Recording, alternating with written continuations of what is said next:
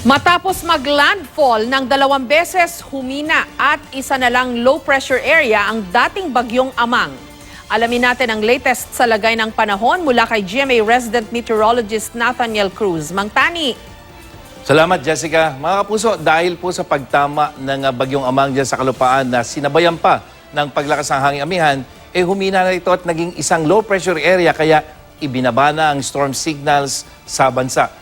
Namata ng pag-asa ang nasabing LPA sa layong 85 kilometers dyan sa may silangan o east ng Katarman, Northern Samar. At sa wind map ng Metra Weather, makikita nyo itong highlighted area na yan. Posible pa rin dumaan dyan sa may Northern Samar yung LPA. Sa mga susunod na oras, mananatili yan dyan sa may Northern Samar, dyan sa may Bicol Region. Bago unti-unti mga kapuso, tuluyang kikilos ito pababa o pa southward, patungo naman ng Central Visayas pero isa pa rin itong low pressure area. At kahit isa ng LPA, magdadala pa rin dito ng maghapong ulan dyan sa may Eastern at Central Visayas bukas, lalo na dyan sa may mga probinsya ng Samar at Leyte, nakikita nyo mga kapuso.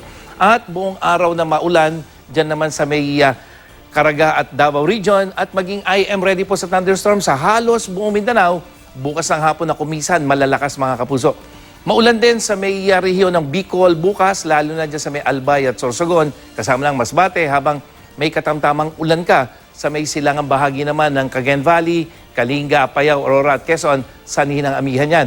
Pero mga kapuso, yung ulan na yan magtutuloy-tuloy hanggang Miyerkules na makikita nyo, malalakas pa rin, posible dyan sa may Bicol Region. At ito ay sanhina nung tail end ng cold front. At sa Metro Manila, bahagyang maula pero mababa ang tsansa ng ulan maghapon at nasa 22 degrees Celsius yung inaasahan nating pinakamalamig na temperatura.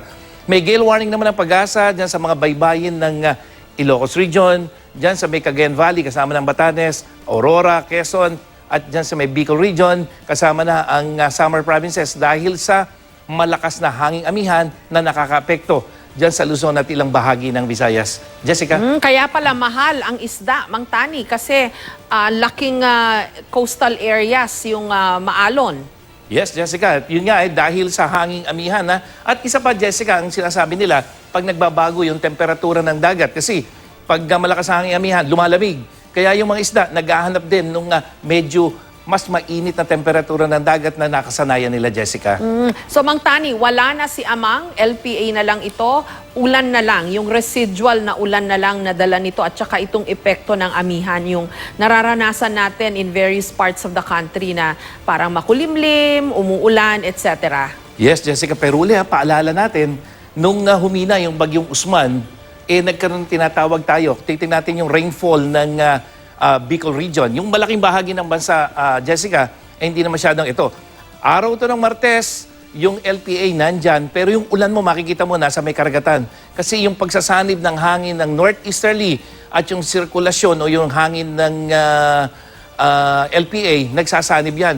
Pero pagdating ng Miyerkules, Jessica, makikita mo na magiging mas maulan pa dito sa Bicol Region at kahit na wala na yung bagyo o LPA na. Kaya ito yung kumisan dapat nating tingnan, Jessica, na kumisan hindi dapat magpakampante dahil naging LPA na lamang at meron pang epekto yung tail end ng cold front na kumisan nagbibigay ng mga pagulan. Kaya paalala lang po dun sa mga taga Bicol na dapat maging mapagmasid pa rin at maging IM ready pa rin, Jessica.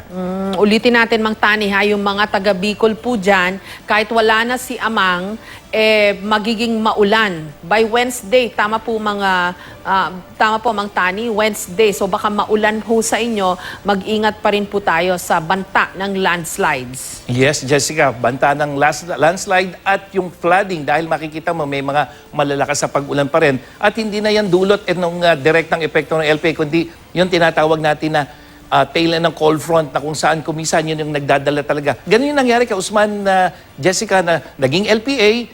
Akala nung okay na, pero meron pa palang karugtong yon dahil nga doon sa epekto ng tail end ng cold front. Okay. Maraming salamat po, Mang Tani. Nathaniel Cruz, GMA resident meteorologist. At yan ang latest mula sa GMA Weather. Ako po si Nathaniel Cruz. Magplano para sigurado.